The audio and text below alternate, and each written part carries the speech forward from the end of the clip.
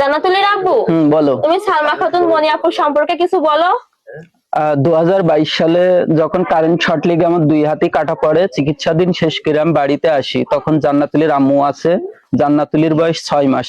বেকারত্ব আমার জীবনে সবচেয়ে বড় অভিশাপ হয়ে দাঁড়ায়। তখন আমার দোকানে ছিল না। তখন আমার পাশে দাঁড়ায় জান্নাত ফাউন্ডেশনের প্রতিষ্ঠাতা পরিচালক সালমা খাতুন মনি আপু।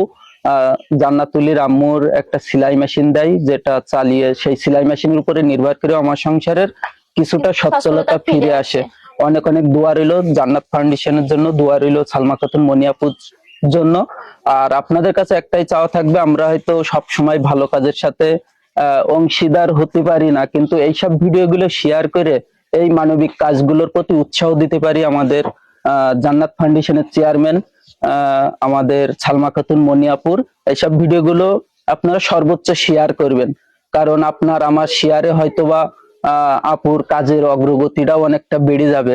মানবিক কাজের মাধ্যমে হয়তোবা আমার মতো অসহায়, প্রতিবন্ধী বা আর্থিকভাবে অসচ্ছল গরিবেরা কিন্তু একটু ভালো থাকতে পারবে। তা আপনাদের কাছে বিনয়ের সাথে অনুরোধ থাকবে, আপনারা ভিডিওটা শেয়ার করবেন এবং দোয়া করবেন আমাদের সালমা খাতুন মনি আপুর জন্য।